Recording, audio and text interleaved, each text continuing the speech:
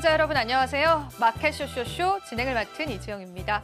장마감 30분 정도 앞두고 있는 시점입니다. 우리가 오후장 들어서 시장의 탄력이 조금 더 둔화되는 모습이 확인되고 있는데요. 오늘 마감 시장은 어떤 방향성을 향해 가는지 저희와 함께 수치부터 체크해 보시면 되겠습니다. 오늘도 다양한 시장 전략들 함께 하겠습니다. 오늘 코스피, 코스닥 지수 살펴보면서요. 시장 흐름들 지금 현재 실시간 바로 한번 체크해 보도록 하죠. 코스피, 코스닥 시장은 모두 다 하락세를 나타냅니다. 현재 코스피 지수가 2,893포인트를 나타내면서 0.9%의 하락세 나타내고요. 코스닥 지수는 2%의 낙폭세를 그려갑니다. 하지만 3%까지 밀렸던 코스닥 지수는 어느 정도 시장의 하락을 만회하는 모습도 확인되고 있습니다. 수급도 바로 한번 살펴보겠습니다. 오늘 코스피의 매매 동향 체크해 보겠습니다. 오늘 같은 시장에는 개인들의 매수세가 좀 눈에 띄고요. 4,600억 원이나 현재는 담아내는 게 확인되고요. 외국인 같은 경우에는 매도 포지션을 보였다가 현재는 다시금 매수로 돌아선 게 확인됩니다. 오늘 시장에서 굉장히 핫했었던 컨텐츠라든지 오락 관련주들을 좀 담고 있는 게 확인되고 있어서요. 계속되는 시장의 수급들 체크해 보시고요. 오늘 기관은 5,300억 원 덜어냅니다. 코스닥 시장 바로 한번 넘어가 보겠습니다. 코스닥의 매매 동향입니다. 외국인과 기관 쪽에 동반 순매도세가 보이고요. 개인 같은 경우에는 일부 테마주 쪽에 또 수급이 몰리면서요. 현재는 3,300억 원 담아내고 있는 게 확인되고 있습니다. 시가총액 상위 종목 바로 한번 체크해 보겠습니다. 오늘 코스피 시가총액 상위 종목 바로 한번 살펴보시죠.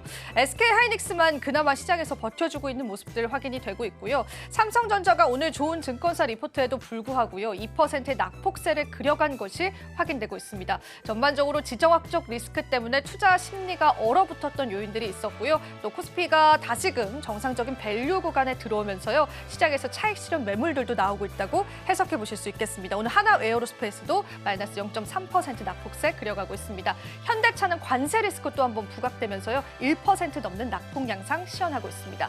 코스닥 넘어가 보겠습니다. 코스닥의 시가총액 상위 종목입니다. 시가총액 상위 종목 6위까지 전 종목이 하락세를 나타내고 있는데요. 특히나 2차 전지 관련 주들은 또 한 번의 낙폭세를 그려가면서요. 에코프로 형제들 모두 다 큰 낙폭을 보여주고 있고요. 어제장에 그래도 시장을 버텨줬었던 레인보우 로보틱스는 오늘 4%의 낙폭세 나타내면서요. 전반적인 코스닥 시장의 고밸류 부담감들이 반영됐다라고 해석해 보시면 좋겠습니다. 특히나 파마 리서치는 15%의 큰 폭의 낙폭세 나타내고 있습니다. 지금 현재 시장 체크 저희와 함께 보셨습니다. 자, 오늘도 시장의 다양한 전략들 같이 한번 준비를 해봤습니다. 꼼꼼한 전략들과 함께요. 마감 시장과 그 이후의 시장까지 저희가 함께 보시면 좋겠습니다. 그럼 본격적으로 달려볼까요? 마켓 쇼쇼쇼 마감 향해 출발합니다.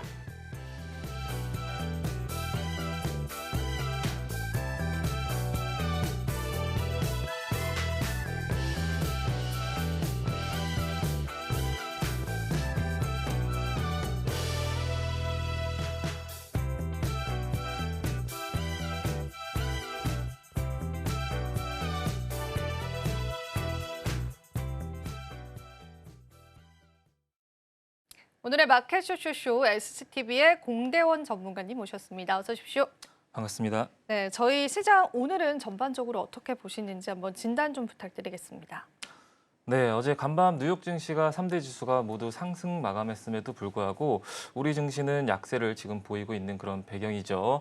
아무래도 이스라엘과 이란의 공습으로 인해서 지정학적 리스크가 더 극대화가 되면서 그 불안감으로 인해서 외국인의 자금 그리고 큰 기관의 자금이 이탈되면서 그러면서 하방 압력을 가하고 있다라고 보시면 될 것 같고 앞으로도 트럼프가 2주 안에 관세에 대해서 발표를 할 예정이다라고 브리핑을 한 만큼 관세 리스크까지 작용하고 있다라고 보시면 될 것 같습니다.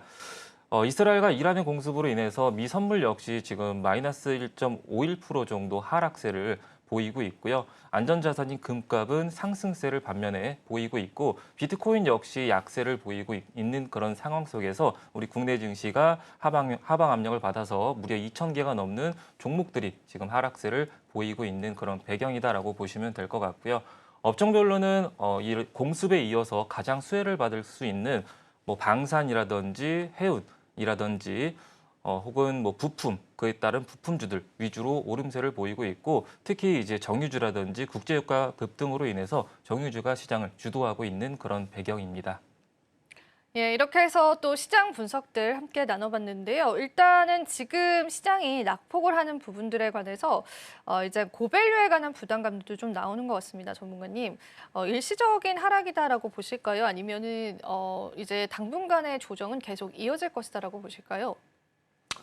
앞으로 이제 트럼프가 지금 자동차 관세에 대해서도 조만간 발표를 할 예정이다라고 언급을 한 이력이 있고요. 그리고 특히 2주 안에 상호관세에 대해서 발표를 할 예정이다라고 발표를 한 만큼 하방 압력은 더 추가적으로 좀 이어지지 않을까라고 예상을 하고 있어요. 다만 그동안은 올랐던 이력이 있기 때문에 지금 같은 조정은 좀 자연스러운 조정이다. 잠시 쉬어가는 조정이다라고 생각을 하고 있고 단기적으로 눌림을 주고 나서 그리고 나서 다시 반등을 보이지 않을까라고 예측을 하는 만큼 눌림 구간에서 좋은 기업들은 다시 한번 고개를 드는 만큼 잘 선별해서 섹터별로 잘 선별해서 들어가시는 것이 계좌 수익률을 늘릴 수 있는 방향이라고 생각을 합니다. 네. 조정 지속 가능성들도 우리가 염두에 두면서요. 시장 대응점들 가져가 보시면 좋겠습니다. 또 우리에게는 어느 정도의 또 기회의 시간일 수도 있기 때문에 차분한 마음으로 시장 상황들 살펴보시면 좋겠습니다. 그럼 저희가 잠시 뒤에 오후장 주도 섹터 통해서 시장 전략들 잡아드릴 예정인데요. 구체적인 시장 전략, 시장 한 번 더 살펴보고 오겠습니다. 저희는 잠시 후에 다시 찾아뵙도록 할게요.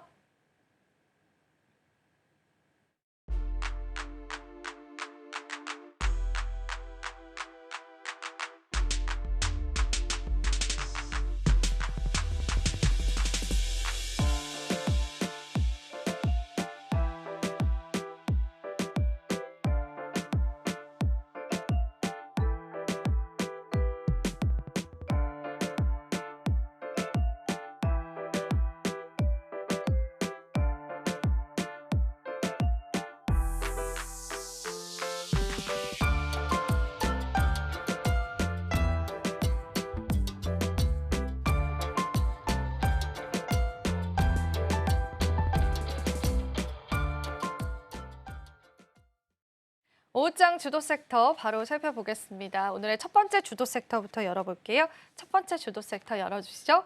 중동 분쟁 쪽에 관한 이야기 좀 나눠보겠습니다. 간밤에 이스라엘의 이란 공습에 관한 이야기가 좀 나왔습니다. 그러면서 우리 증시도 그 영향을 받아가는 것 같은데요.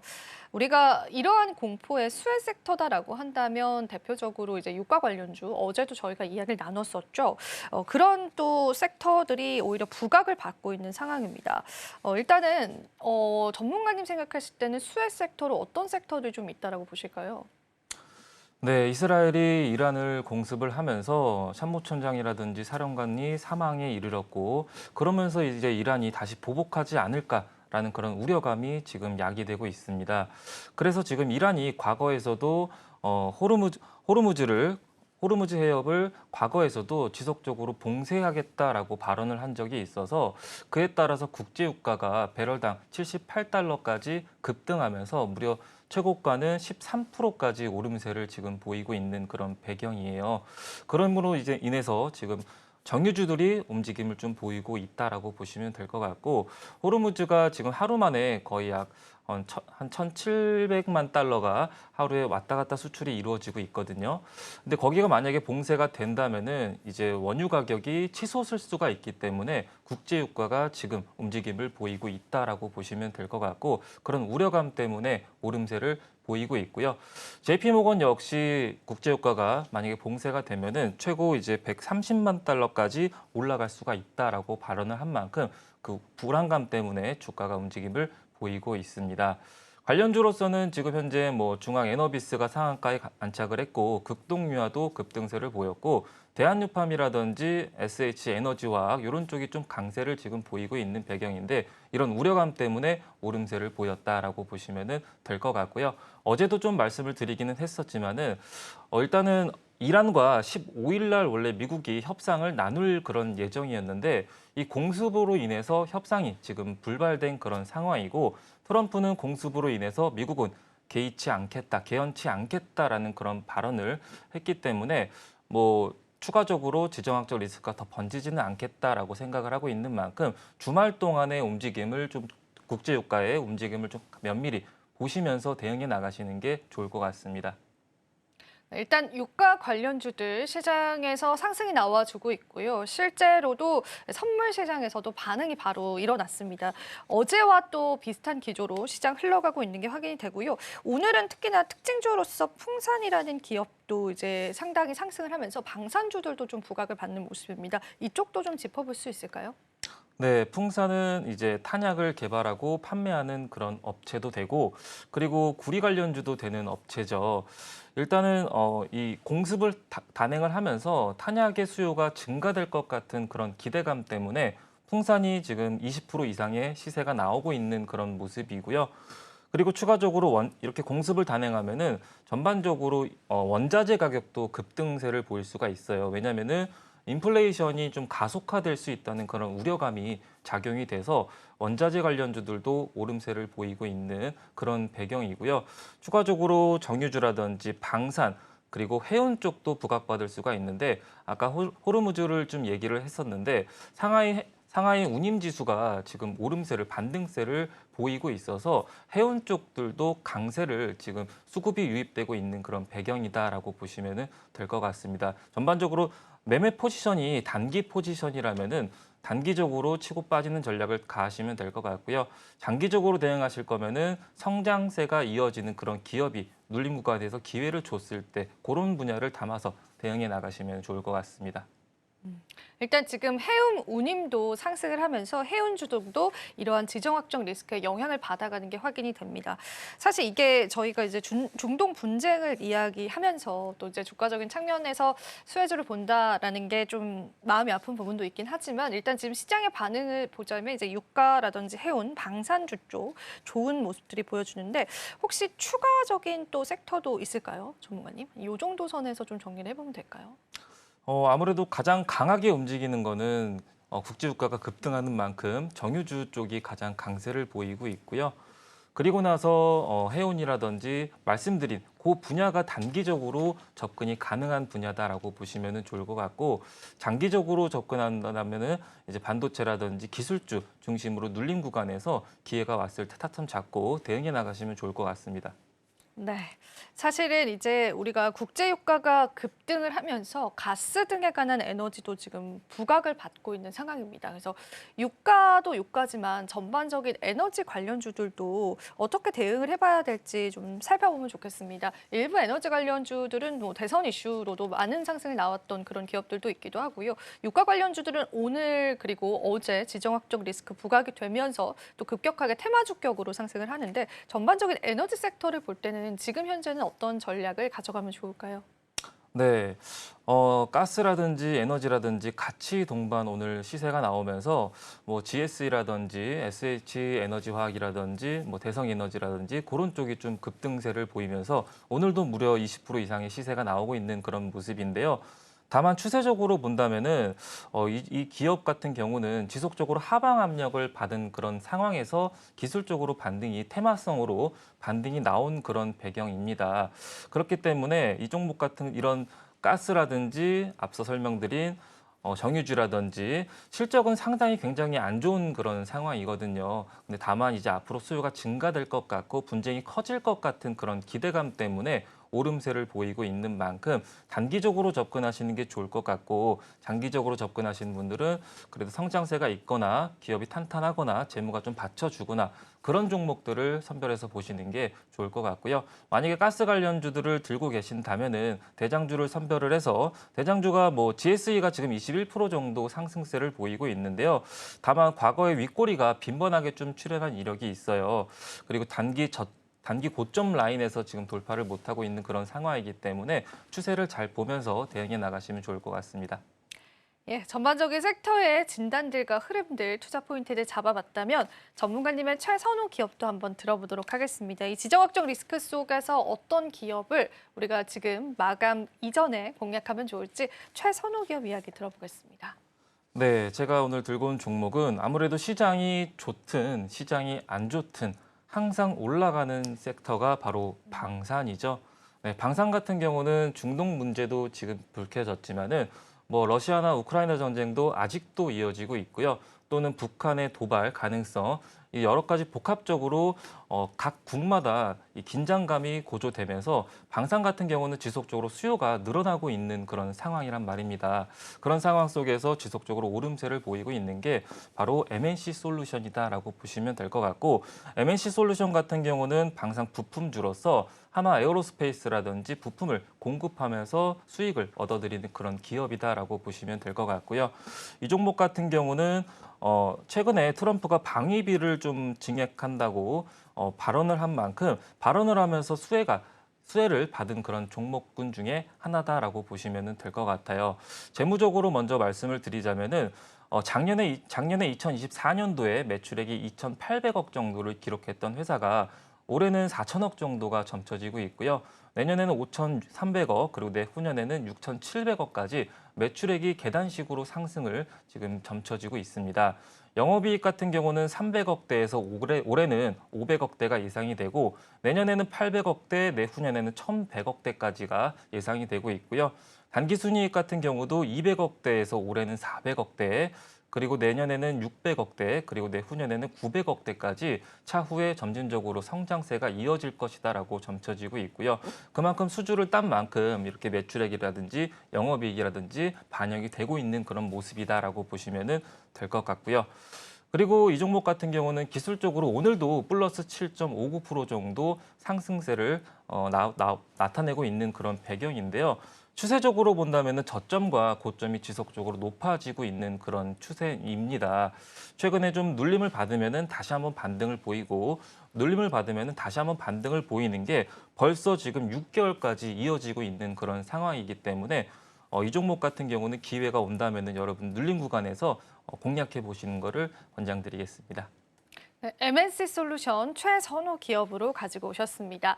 한 가지 더 여쭤보고 싶은 게 사실 오늘 시장에서도 일부의 탄력이 나왔잖아요. 그런데 만약에 이 지정학적 리스크가 어느 정도 해소가 된다면 그게 또 악재가 돼서 눌림이 나오진 않을지 그런 부분이 우려가 되는데 걱정하지 않아도 괜찮을까요? 아무래도 오늘 7, 8% 정도 상승을 했기 때문에 단기적으로 조정은 나올 수가 있죠. 해소가 된다면요. 근데 아직까지도 이제 중동 분쟁도 사실 1차부터 2차, 3차, 4차 아직까지도 해결되고 있지 않는 그런 상황이고요. 러우 전쟁 역시 아직까지 뭐 트럼프가 취임이 되면은 뭐 24시간 내에 종결을 하겠다라고 공약을 건 만큼 걸었는데도 불구하고 지금 벌써 1월 달부터 6개월이 거의 지나가는 그런 상황입니다. 그렇기 때문에 러우 전쟁도 지금 지속적으로 이어지고 있는 그런 과정이고, 북한의 도발도 아직까지도 이어지고 있는 그런 모습이기 때문에요. 그리고 그렇기 때문에 이 방산 관련주 같은 경우는 해소가 된다면 단기적으로는 눌릴 수가 있지만은 다시 한번 반등을 좀 보여줄 수 있다라고, 수요 증가로 인해서 반등을 보여줄 수 있을 것이다라고 예측합니다. MNC 솔루션이 이제 고객사 자체가 하나 에어로스페이스나 현대 로템, LIG 넥스원과 같은 대표적인 방산 기업들인데요. 그러면 이제 MNC 솔루션을 대응하는 관점과 방산주를 전반적으로 대응하는 관점도 같이 가져가면 될까요, 전문가님? 네, K2라든지 K9이라든지 자주포라든지 그런 거를 이제 부품을 개발해서 공급해주고 있는 그런 기업이기 때문에 아무래도 현대로템이라든지 고객사로 두고 있는 하나 에어로스페이스라든지 그런 기업들이 주가가 올라가야 같이 탄력을 받는 그런 기업 중에 하나다라고 보시면 될 것 같고요. 그렇기 때문에 관련주들의 흐름을 같이 보면서 대응해 나가시면 좋을 것 같고, LRG 넥스원도 그렇고 현대로템도 그렇고 지속적으로 어느덧 18만 원대까지 현대로템도 오름세를 보이고 있고요. LG 넥슨 역시 52만 원대를 오름세를 지금 보이고 있어요. 어제도 말씀을 드렸듯이 시장은 지금 현재 올라가는 종목이 지속적으로 올라가고 있는 그런 상황입니다. 그렇기 때문에 트렌드에 맞춰서 대응해 나가시면은 수익을 더 극대화시킬 수가 있을 것이다라고 예측합니다. 네, 이렇게 해서 저희가 오후장 주도 섹터 첫 번째 섹터 이야기를 나눠봤고요. 두 번째 주도 섹터 이야기 나누면서요. 시장 전략들 계속 가져가 보겠습니다. 오늘의 두 번째 주도 섹터 바로 한번 열어주시죠. 오늘의 오후장 주도 세터 두 번째는 AI 쪽 보겠습니다. 오라클 급등에 관해서도 우리가 얘기를 좀 나눠야 될 것 같고요. 일단 오라클 상승에 따라서 한국 증시의 낙수 효과는 어디로 이어질지에 관한 포인트를 잡아보면서 AI 관련주들 보겠습니다. 오후장 주도 섹터가 된 이유가 무엇일까요? 네, 아무래도 어제 뉴욕 증시에서 이런 지정학적 리스크가 있었음에도 불구하고 강보합권으로 3대 지수가 모두 마감한 배경이 오라클 때문이죠. 오라클이 1분기 호실적을 발표를 하면서 예상치보다 뛰어넘는 159달러 정도를 발표를 했어요. 그렇기 때문에 13% 정도 간밤에 상승 마감을 했습니다. 그 여파로 인해서 국내 증시도 AI 클라우드 관련주들이 움직임을 보였단 말이죠. 그렇기 때문에 글로벌 이슈가 보합이 되면서 반사이익이라든지 기대감, 이 적합이 되면은 국내에서도 외국인의 자금이 유입이 되면서 탄력을 받기 때문에 관련주들을 관심 있게 보시는 게 가장 베스트라고 보시면 좋을 것 같고요.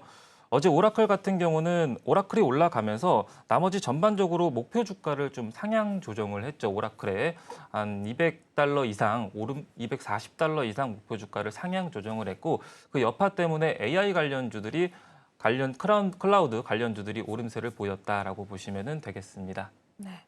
엔비디아 같은 경우에도 이제 유럽의 AI 클라우드 구축을 시사한 바가 있었습니다. 이제 AI 클라우드 기술 경쟁력 자체가 AI 시장에서 굉장히 중요할 것으로 보이는데요. 한국 기업들의 현 주소도 좀 짚어보면 좋겠어요. 한국의 현 주소는 지금 어디쯤 와 있다라고 보실까요? 네, 지금 일단은 정부는 2023년도에는 약 7조 원 정도의 AI 클라우드 산업 성장세가 예상이 된다라고 얘기를 했었고 향후에 2028년도까지는 이게 약 3배 정도 AI 클라우드가 24조 원까지 성장할 것이라고 예측을 하고 있습니다. 그러한 배경 같은 경우는 아무래도 이재명 대통령의 공약이 가장 좀 큰데요. AI에 대해서 100조 시대를 열겠다라고 발언을 한 만큼 앞으로의 투자를 좀 확대하지 않을까라는 그런 기대감 때문에 AI 쪽이 수요가 늘어나지 않을까, 그럼으로써 매출이 증가되지 않을까라고 연관성이 이어지고 있다라고 보시면 되겠습니다. 사실 이 클라우드 시장에 관한 경쟁력들도 우리 기업들에게는 굉장히 중요한 것 같습니다. 오늘 같은 경우에는 이제 카카오 쪽에 관한 이슈들도 있었는데요. 같이 엮어서도 좀 해석을 해볼 수 있겠습니다. 하지만 AI 관련주들을 우리가 지금 바라보기에는 이제 정책적인 지원에 관한 이슈가 있기도 했었고, 사실 이제 대선 이전부터 공약과 좀 맞물리면서 크게 상승이 나오지 않았나 싶습니다. 그래서 국내 AI 기업들에 관한 고점 부담감들이 계속 거론이 되고 있습니다. 그렇다면은 이런 모멘텀들이 이미 선반영되진 않았을까라는 질문을 드린다면은 어떤 대답을 해주실 수 있을까요?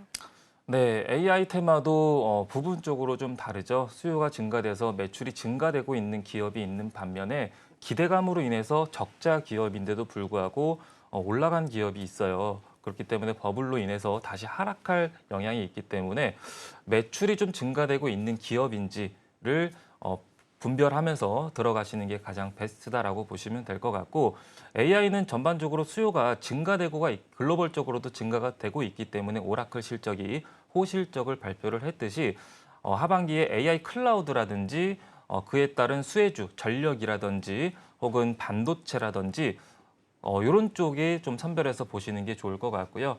앞으로 좀 미래 먹거리 산업이기 때문에 수요는 점진적으로 더 증가될 것이라고 예상을 합니다. 네. 일단은 우리가 시장 모멘텀들 반영을 받았는지를 이야기를 좀 나눠봤습니다. 그러면 이제 종목적으로 좀 이야기를 나눠보겠습니다. 일단은 지금 네이버와 카카오라고 하는 두 가지 이제 국내 이제 대표적인 AI 기업을 바라보자면은 카카오 같은 경우에는 많은 또 시장의 뉴스들이 오늘도 반영이 되고 있는데요. 이재명 정부 출범 일주일 만에 오픈 AI SCSO가 한국을 방문하게 되고 이게 카카오랑 또 연관지어서 우리가 모멘텀을 챙겨볼 수 있잖아요. 그러면은 이제 네이버와 카카오를 하나로 묶어서 보기에는 좀 무리가 있고 카카오 쪽에 좀 더 많은 모멘텀과 더 많은 성장 가치를 반영시켜야 되는지 네이버와 카카오 관점에서는 어떻게 보세요? 네, 카카오는 최근에 거의 근 한 달 동안 지속적으로 오름세를 좀 보이고 있죠. 카카오페이라든지 카카오 그룹주들이 전반적으로 다 오름세를 좀 보였었는데요. 아무래도 이제 공약 때문에 지역 화폐라든지 그 여파로 인해서 혹은 스테이블 코인이라든지 그 여파로 인해서 카카오페이가 먼저 급등세를 보였고 카카오라든지 그룹주가 동반 상승세를 보였단 말입니다. 그에 반해서 이제 네이버 같은 경우는 부각을 받지 않고 있는 그런 모습이고요. 일단 카카오랑 네이버는요. 일단 카카오는 AI 챗봇이라든지 이런 챗봇이라든지 메신저 위주로 좀 판매하는 그런 기업이다라고 보시면 될 것 같고 네이버 같은 경우는 AI 클라우드를 분야에서 좀 기술력을 선보이고 있는 그런 기업입니다. 그렇기 때문에 내가 만약에 이 종목들을 투자를 할 거라면은 어떤 기업이 어떤 일을 하는지를 먼저 파악하고 나서 들어가시는 게 가장 좋을 것 같고요. 아무래도 가치 인터넷 대표주로서 같이 올라간 적도 많지만은 최근에 부각받고 있는 거는 카카오가 공약주로서 부각받고 있는 그런 배경이기 때문에 오름폭이 크면은 아무래도 내릴 때도 좀 조정폭이 크기 때문에요. 안전하게 저평가돼 있는 구간에서 공략해 보시는 것을 권장드리겠습니다. 네, 카카오와 네이버에 관한 이야기들까지도 같이 한번 나눠봤습니다. 그러면 우리가 AI 소프트웨어 관련주들 다른 기업들도 몇 가지 좀 짚어보면 좋겠습니다. 지금 클라우드 쪽 이야기를 하긴 했지만은 그 AI 소프트웨어 쪽 관련해서도 시장 모멘텀 계속 살아있다고 보시는지 그 의견은 또 어떻게 생각하실까요? 네, AI 클라우드 관련주 중에서 좀 눈에 좀 띄는 종목군을 말씀을 드리자면요. LG CNS가 좀 가장 눈에 띈다라고 보시면 될 것 같아요. 지금 현재 52주 신고가를 이런 어려운 시장 속에서 좀 52주 신고가를 현재 기록하고 있는 그런 종목군 중에 하나다라고 보시면 될 것 같고요. 이 종목 같은 경우는 최근에 국내 3대 신용평가에서 신용 등급이 상향 조정을 됐죠. 상향 조정돼서 좀 호재로 작용하면서 주가가 벌써 한 8거래일 정도 지속적으로 오름세를 보이고 있는 그런 배경이다라고 보시면 될 것 같고요. 벌써 공모가를 상회하면서 회복하면서 오름세를 보여주고 있는데 이 기업 같은 경우는 재무적으로도 굉장히 탄탄한 그런 모습을 나타내고 있습니다. 재무적으로 본다면은 외국인도 최근에 5거래일 연속 6거래일 정도 순매수세를 단행하고 있지만은 재무적으로도 지금 작년에 5조 9천억 정도를 달성을 했었었는데 올해는 벌써 6조 4천억 정도가 점쳐지고 있고요.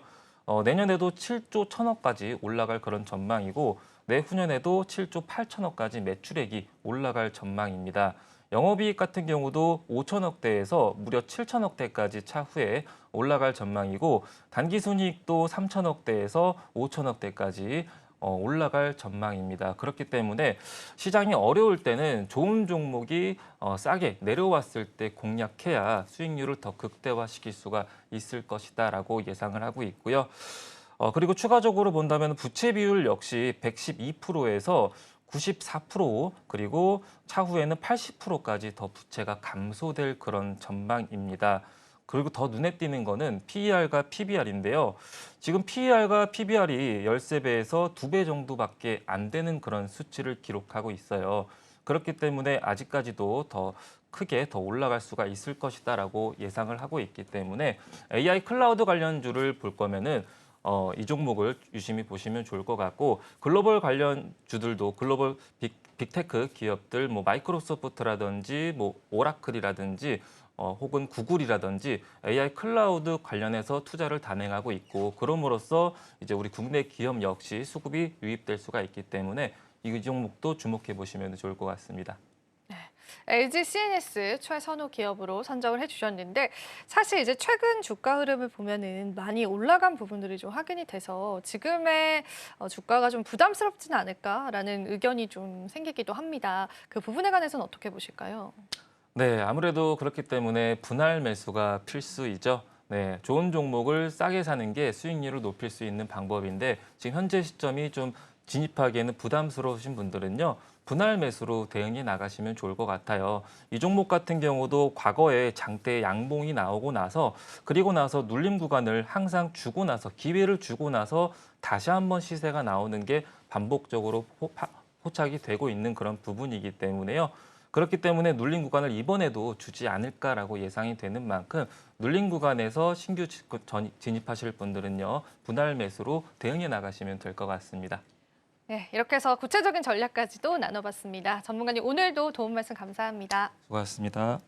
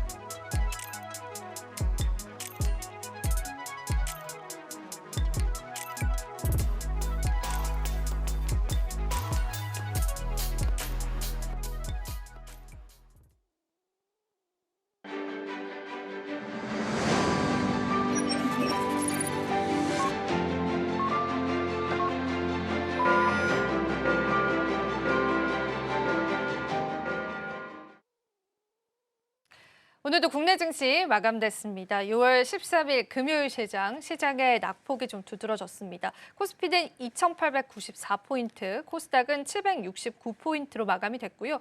그래도 장중 3%까지 밀리기도 했었는데요. 이런 하락폭을 어느 정도는 조금은 축소시켰습니다. 외국인 같은 경우에도 매도였다가 소폭이지만 다시금 매수세로 좀 전환이 됐던 시장이어서요. 오늘 시장 또 다양한 의견 공순할 것 같습니다. 오늘 마감 시장 전략과 함께 내일장 전략 잡아주실 분 소개해드리겠습니다. SCTV의 이민 전문가님 모셨습니다. 어서 오십시오. 네, 안녕하세요. 네, 마감 브리핑 부탁드려보겠습니다. 네, 시장은 좀 의도치 않게 조정이 나왔습니다. 일단은 코스피 기준에서도 장중에는 조금 더 많이 빠졌었죠. 1% 넘게 빠졌다가 분봉으로 보시더라도 다시 한번 끝에서는 약간은 좀 말아 올리는 듯한 흐름이 나왔고요. 장 초반부터 계속해서 시장이 많이 밀렸습니다. 근데 우리가 일단 2023년도 10월 달에 이스라엘 하마스 중동 전쟁 때를 생각을 해보면 그때보다는 시장에 힘이 조금 더 있다라고 보시면 될 것 같아요. 그래서 오늘은 생각보다도 시장은 많이 밀리지는 않았다라고 생각을 해주시면 될 것 같습니다. 시장이 밀렸는데도 제가 왜 괜찮다라고 말씀을 드리냐면요. 일단은 시장은 6월 2일부터 정말 급진적으로 올라왔기 때문에 무조건 조정이라는 건 필요할 정도로 각도가 많이 올라왔기 때문에요. 물론 우리 자의적으로 지금 조정이 나온 건 아니고 전체적인 지정학적 리스크로 인해서 전체 글로벌 증시가 빠지다 보니까는 많이 빠져 있다라고 보시면 될 것 같고요. 그렇지만 오늘 결국에는 2,894포인트까지 떨어지긴 했는데요. 지금 이평선들을 하나도 침범을 하질 않았습니다. 5일선 같은 경우도 여전히 살아있는 상태로 나와 있고요. 물론 코스피보다는 코스닥이 당연히 주가의 낙폭이 조금 더 빠져 있기는 한데 결국에는 코스피가 다시 한번 상승 랠리를 보여주니까 코스닥도 장 후반에는 좀 밑꼬리를 달면서 같이 올라와주는 그런 흐름 나타냈고요. 뭐 오늘은 우리나라만 빠진 거는 아닙니다. 전체적으로 일본 니케이도 1% 가까이 빠지고 있고요. 현재 중국이라든지 홍콩 H지수도 같이 1% 넘게 빠지고 있으니까 어떻게 본다면 6월달 넘어와서 글로벌 증시에서 가장 강했던 우리나라 시장을 대변하듯이 오늘도 전체적으로 조정을 받는 대신에 그중에서도 좀 강한 모멘텀을 계속해서 나타내고 있는 거 아닐까라는 생각을 하고 있습니다. 다만 중동 리스크 때문에 전체적으로 시장이 좀 떨어지는 와중에 뭐 유가 관련주, 석유 관련주, 전쟁 관련주 이런 종목들이 좀 올라오고 있기는 하거든요. 그렇지만 뭐 지금 상태에서 주말에 대한 리스크를 품에 안고 월요일 날도 추가 상승을 하겠지라고 생각하시면서 지금은 중동 리스크에 관련된 종목들을 매수하시면 안 됩니다. 매수 포인트라기보다는 나도 모르게 중동 리스크에 대해서 엮여가지고 이 종목에 물려 계신 분들의 탈출 기회로 찾으셔야지 지금 이거를 신규 매수의 기회로 찾으시면 안 되고요. 그 다음에 제가 이제 조정이 올 것이다라고 많이 말씀을 드렸는데 의도치 않게 타의적으로 조정이 왔기 때문에 주말에 또 이 중동 리스크가 잘 해결되면 좋겠지만 조금 더 격화되고 이란이 만약에 보복을 진행하게 된다면 아마도 이 거래일 내지 아니면 다음 주 내내는 주가 지수 자체가 조정이 받아올 수 있기 때문에 저는 지금 이 자리에서는 뭐 모든 종목을 팔고 현금으로 바꿔놓으셔라라는 얘기가 아니라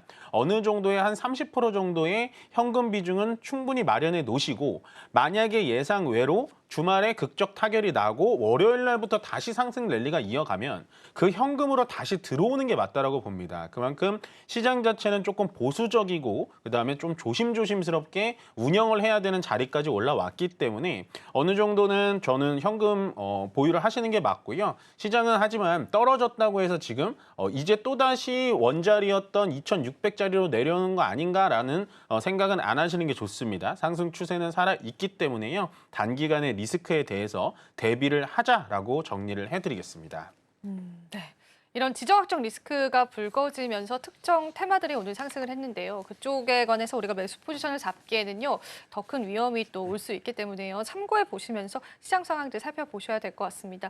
마감 시장 오늘 또 꼼꼼하게 정리를 해주셨기 때문에요. 여러분들께서 잘 소화해 보시면 좋겠습니다. 자, 이어서 저희가 시장을 이기는 뉴스를 준비했습니다.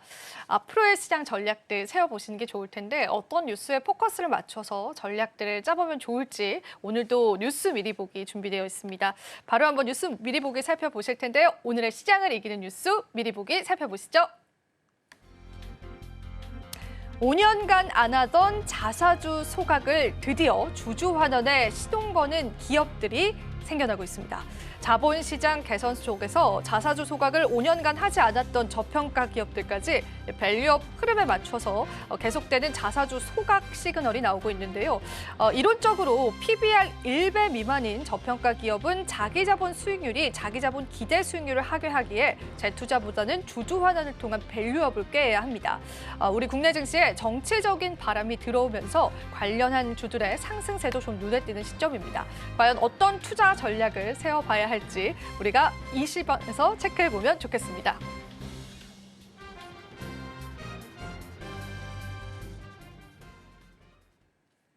시장을 이기는 뉴스 주제 바로 열어보겠습니다. 오늘 시장을 이기는 뉴스 주제 다시 한번 열어주시죠. 같이 한번 살펴보겠습니다.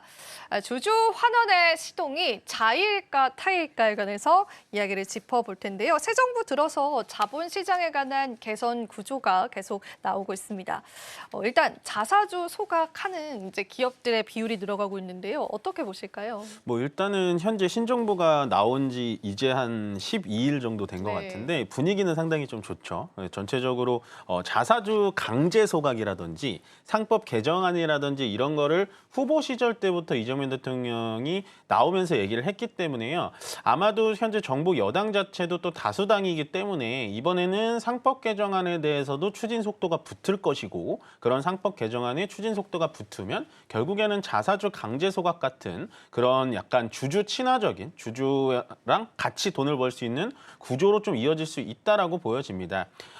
현재 자본시장법 개정안 같은 경우가 결국에는 계속해서 좀 강력하게 드라이브를 걸 것 같으니까 사실은 그래서 외국인들도 요즘에 많이 현물이 들어오는 겁니다. 왜냐하면 외국인들 입장에서는 현재 우리나라에 저평가되어 있는 건 알았는데 실질적으로 그런 종목들, 대기업 종목들이 개인 투자자들과 같이 이익을 쉐어하는 그런 구조가 아니라 전체적으로 오너 쪽의 이익만 좀 독주하는 그런 구조기 때문에 외국인들이 멈칫멈칫했었거든요.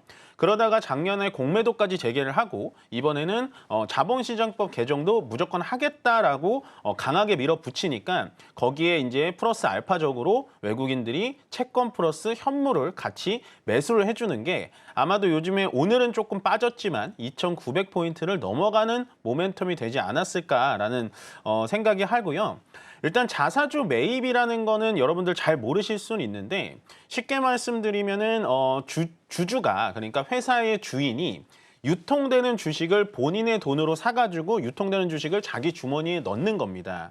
그렇게 되면 이렇게만 딱 말 들으면은 주가에는 그렇게 좋아 보이진 않잖아요. 근데 주가의 주식 유통 시장에 10주가 돌아다니고 있다가 그거를 5주를 내가 자사주 매입을 사고 5주만 시장에 돌아다니게 하면 그만큼 희귀성이 있기 때문에 주가가 올라가는 겁니다.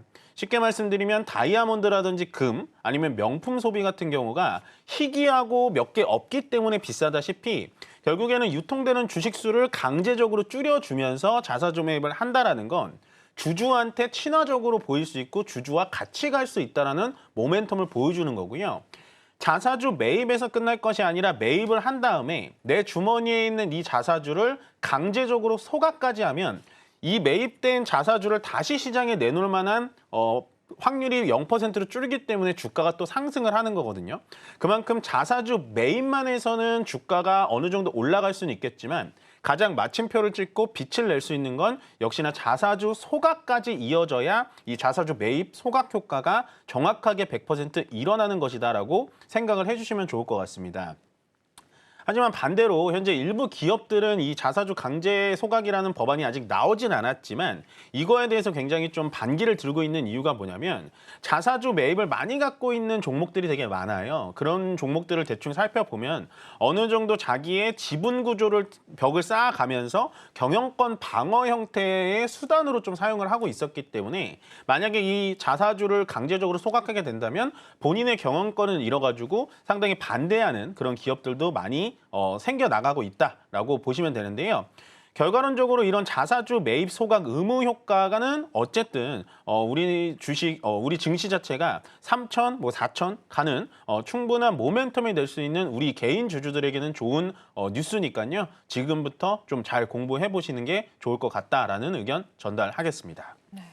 자사주를 이제 소각해야 하는 금융시장에 어느 정도 환경이 마련된 시점에서 앞서서도 좀 언급을 해주셨지만 우리가 흔히 경영권 분쟁이다라고 하죠. ALS나 한진과 같은 그룹들 같은 경우에는 경영권 방어에 필요가 놓인 상황에서는 이게 오히려 좀 악재로 작용될 가능성은 있는 것 같습니다. 이런 기업들은 어떤 전략의 출구를 좀 마련을 해봐야 될까요? 일단은 요즘에 이 자사주 소각 얘기가 나오니까 교환사채 발행이 많이 나오거든요. 네. EB라고 하는 거. 그러니까 자기가 가지고 있는 자사주를 강제적으로 소각할 위기에 생기니까 교환사채라고 사채를 또 발행하는 거예요. 그러니까 자기 우호 지분한테 그 주식을 넘기고 그러네. 거기를 이제 돈으로 받아내는 거죠. 그래서 경영권 싸움이 들어오면 아마 우호 지분의 자사주를 다시 빌려와서 경영권을 방어하는 그런 형태가 나올 거라고 보여지는 겁니다. 이거는 어떻게 보면은 뭐 제가 뭐 정확하게 정의를 내려드릴 수는 없지만 전체적으로 이런 정부의 이 전체적인 코리아 디스카운트를 해소하려는 노력에 약간은 반하는 행동이지 않을까라는 생각이 들고요. 경영권 방어라는 건 자사주로만 하는 건 아닙니다. 자기가 본질적으로 영업이익을 잘 내서 전체적으로 지분 구조를 확대해 나가고 거기다가 어쨌든 좋은 회사고 이미지가 좋은 회사면 우호 지분들도 많이 생겨나기 때문에 굳이 자사주 소각이 무조건 경영권 방어에는 부정적이다라고 얘기하는 기업들은 제가 봤을 때는 어느 정도 좀 내부적인 문제가 있는 기업이지 않을까라는 생각을 드립니다. 이 부분들도 사실 시장에 이야기가 나눴고요. 우리는 근데 사실은 투자자의 관점에서 이제 생각을 해봤을 때는 자사주, 그러니까 주주 환원 정책을 많이 기업들이 펼친다라는 거는 우리가 굉장히 주가적인 측면에서는 긍정적으로 충분히 해석해 볼 수 있겠습니다. 일단은 이 자사주의 소각 그리고 주주 환원이라는 큰 틀에서 많은 종목군들이 이미 시세에는 좀 나온 것 같습니다. 사실은. 네, 맞아요. 그래서 우리가 지금 시점에서 이게 또 제가 느끼긴 일부 차익 실현도 좀 나오고 있는 느낌인 것 네, 맞아요. 같은데 이게 지금 시점에서 공략하기 좋은 섹터가 될 수 있을지는 어떻게 보실까요? 지금 말씀 잘해주신 게 지금 지주사들이 보통 바닥에서 많이 올린 종목들이 한 70% 올라가고 네. 적게 올라도 한 30% 올라갔거든요. 근데 기존에 예전부터 갖고 있으신 분들은 사실은 지금은 올라갔다라고 표현되지는 않아요. 말씀하셨다시피 단기적으로 우연치 않게 연초에 사가지고 정부가 바뀌면은 지주사가 올라가겠구나라고 해서 단기적인 차익 실현은 나올 수는 있을지언정 제가 봤을 때는 장기적으로 봤을 때는 현재 정부가 어쨌든 여당 다수의 당으로 계속해서 운영이 된다면 결국에는 지주사 쪽에 대해서 우리가 계속해서 관심을 가져줄 수밖에 없는 거예요. 우리가 지금 뭐 3,000포인트 간다, 4,000포인트 간다 이런 얘기들이 많지만 제가 3,000포인트는 이제 의미가 없습니다라고 얘기 드린 건 3,000포인트라는 건 이제 당연히 넘어갈 수 있는 포인트라고 보여지고요.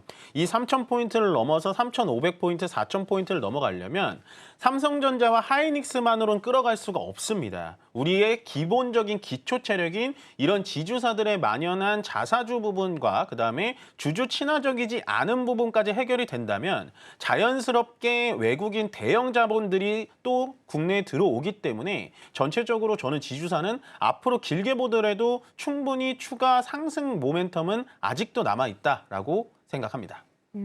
추가 상승의 모멘텀이 있다는 관점에서 여러분들 가져보시면 좋겠고요. 사실은 또 상승에 따른 부담이 있을 수도 있지만은 우리가 조금 더 장기적인 뷰로 봤었을 때는 충분히 공략하기에도 지금 시점이 좀 나쁘지 않다라고 해석해 볼 수 있겠습니다. 그러면은 전문가님의 최선호 기업 좀 바로 좀 들어보겠습니다. 어떤 기업 오늘은 저희가 좀 집중을 해보면 좋을지 바로 이야기 들어볼게요. 일단 지주사들이 굉장히 많은데 네. 그중에서 저는 이제 자사주 비율이 좀 많은 기업을 좀 찾아봤어요. 근데 SK라는 지주사가 아마 월봉으로 보시면 굉장히 답답합니다. 이 기업 자체가 한 2022년도부터 계속해서 내리막을 쳤는데요.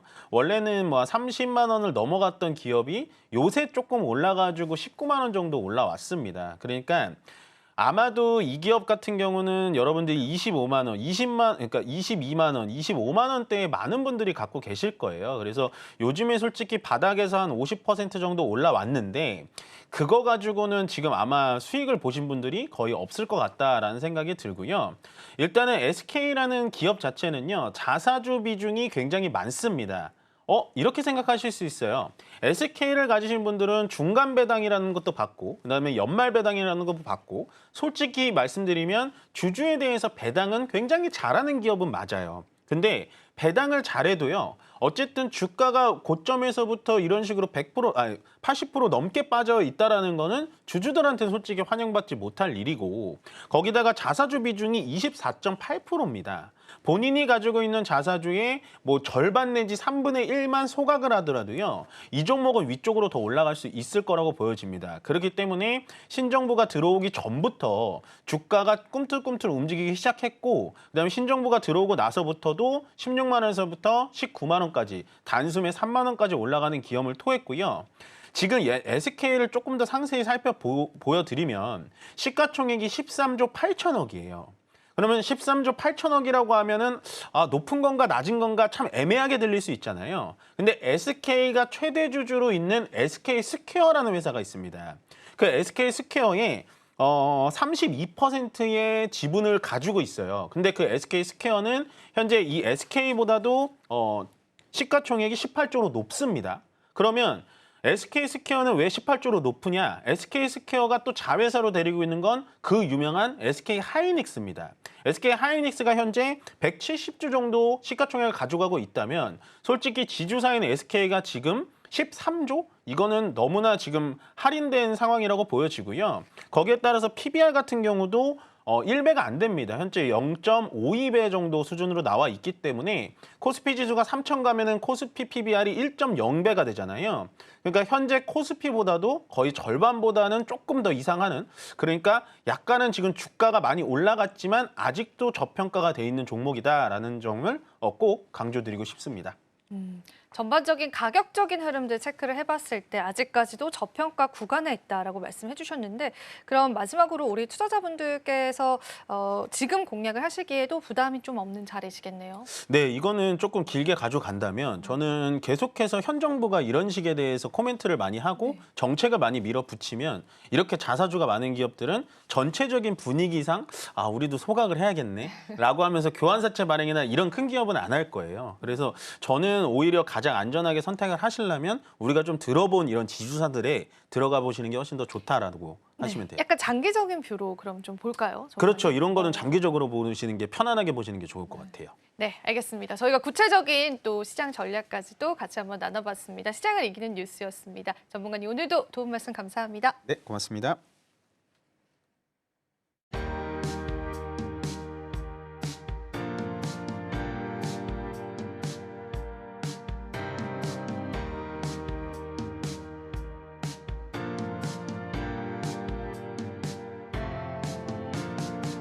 오늘 시장은 확실히 쉬어가는 장세가 연출됐습니다. 다음 주 같은 경우에는 매크로 변수를 줄 수 있을 만한 주요한 일정들이 상당히 많습니다.